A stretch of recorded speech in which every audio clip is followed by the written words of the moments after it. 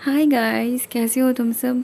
तो 2-3 दिन से मैं कुछ बोल नहीं रही थी क्योंकि वैसा कुछ हुआ नहीं था मेरे साथ।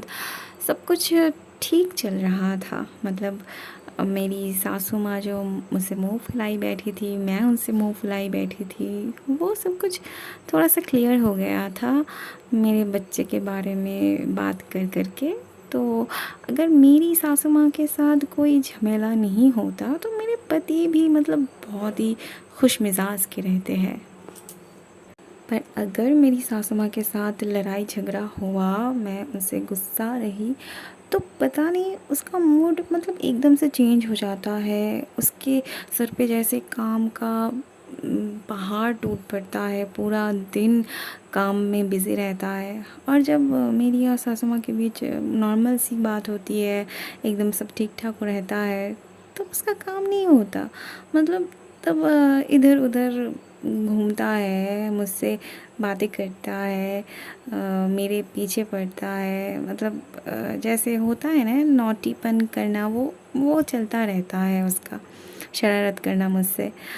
पता नहीं ऐसा क्यों होता है। वैसे बात ये है कि लव मैरिज है ना, तो मैंने कहा था कि लव मैरिज में दोनों को संभाल के रहना पड़ता है, क्योंकि हम दोनों ने एक दूसरे को खुद चॉइस करके किया था। तो बातें सुननी पड़ेगी ना कि देखो कैसी बीवी लाई, अपने माँ के साथ, अपने सासू माँ के साथ बनती नहीं है इसकी, पता नहीं कहाँ से लाई, कैसी लड़की है, कैसी बहू है। इसीलिए वो थोड़ा सा अपसेट रहता था। तो उनके और मेरे बीच सब कुछ ठीक हो जाने पे वो भी एकदम मस्त बढ़िया रहता है। कावेरी ने कहा था कि मुझे मेरे पति से बात करनी चाहिए, इस बारे में सब कुछ शेयर करनी चाहिए। पर शेयर करने से कोई फ़ायदा नहीं है, क्योंकि वो मेरी बात सुनता ही नहीं है। उसने पहले ही कह दिया था कि तुम्हारी और तुम्हारी सासू माँ के बीच जो भी झगड़े होंगे, जो भी कुछ होगा, उसके बीच मुझे मत घसीटना, क्योंकि मुझे ये सब बिल्कुल भी पसंद नहीं है। तो मैं डरती भी हूँ कि अगर वो रूठ गया, गुस्सा हो गया, तो कहीं मुझसे बात करना ना छोड़ दे। तो इसी डर से मैं भी उसके साथ कुछ शेयर नहीं कर पाती। अगर शेयर करती भी हूँ तो वो मुझे समझता नहीं है। मतलब गलती किसी की भी हो, वो किसी की भी साइड नहीं लेता, ना तो अपनी माँ की ना तो मेरी। तो वो एकदम किसी की साइड लेने में पसंद नहीं करता वो। ये एक हिसाब से सही भी है। तो मेरी प्रॉब्लम्स जो है वो सिर्फ मेरी ही है, उसमें तुम्हारे जीजाजी कुछ भी मदद नहीं कर पाएंगे। और दीपिका मुझे बहुत सारा सपोर्ट करती है, मतलब बहुत सपोर्ट करती हो तुम, थैंक यू वेरी मच। मतलब एकदम बहुत मैच्योर हो गई हो तुम। स्कूल पास करके एकदम जैसे बड़े बड़े लड़कियां बात करती हैं ना, इंसान बात करती है, तुम बिल्कुल वैसे ही बात करती हो। कभी कभी तो मतलब तुम्हारी बातें जिस तरह से तुमने लिखी थी, उससे तो मुझे लग रहा है कि मैं बच्ची हूँ, मुझे उतनी समझ ही नहीं है जितना कि तुम में है। तो बहुत सारी शुभकामनाएं, तुम अभी बहुत बड़ी हो चुकी हो, अपनी नई ज़िंदगी में आगे बढ़ो। और थैंक यू मेरे साथ रहने के लिए, शुरू से थी और अभी भी हो, प्लीज़ हमेशा रहना। और मन्नत को मैं बहुत मिस करती हूँ, पता नहीं वो कैसी है, कहाँ है। तुम्हें भी मैं बहुत मिस करती हूँ। तो थैंक यू मेरे साथ रहने के लिए और मेरी बातें सुनने के लिए।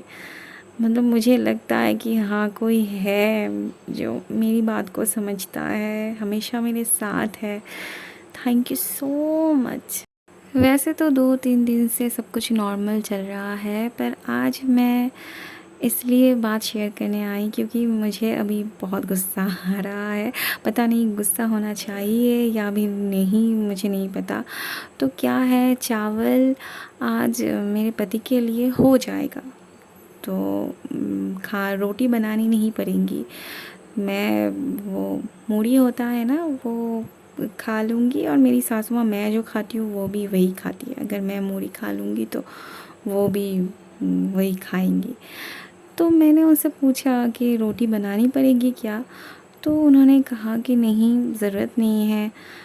तो ठीक है, मैं अपना काम करने चली आई। मैंने उस ध्यान ही नहीं दिया।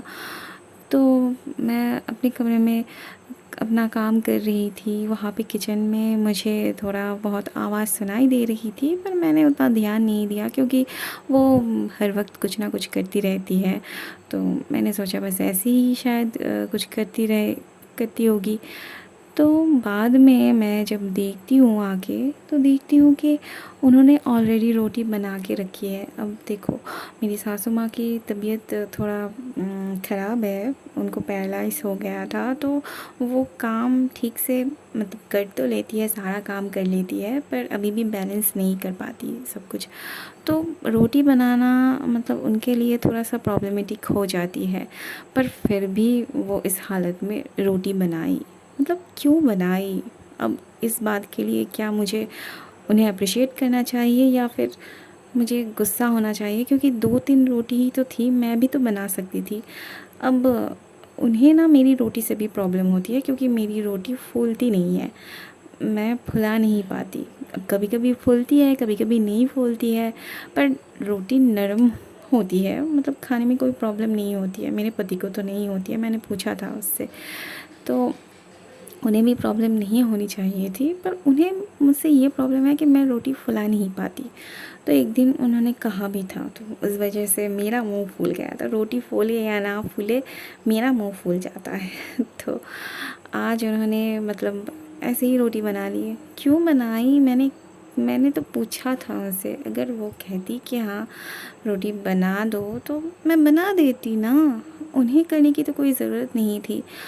और क्या है ना, मुझे ना रोटी खाना पसंद नहीं है। मैं रात को मतलब कुछ ना खाऊं तो भी ठीक है, पर रोटी मुझे अच्छा नहीं लगता। अब अगर उन्होंने बनाया है इतनी मेहनत से, अगर मैं नहीं खाऊंगी तो उनका मुंह फूल जाएगा। तो बताओ मैं क्या करूं? मतलब मुझे जो चीज़ खानी नहीं है तुम ज़बरदस्ती बनाओगी, फिर मुझे ठुसवाओगी अपने मुंह से, ऐसा कैसे चलेगा? तुमने बनाया है तो तुम खाओ ना, तुम्हारे बेटे को दो, मुझे क्यों? अभी देखना, जब खाने पे बैठूंगी ना, तब अगर मैंने एक भी रोटी नहीं लिया ना तो बस हो जाएगा। तो मैं यहाँ पे क्या करूँ? मुझे बहुत गुस्सा आता है इनकी हरकतों से। मैं जितनी कोशिश करती हूँ कि नहीं गुस्सा ना हो, पर इनकी हरकतों से मुझे गुस्सा आ ही जाता है। अब तुम बताओ, मेरी जगह अगर तुम होते तो क्या करते?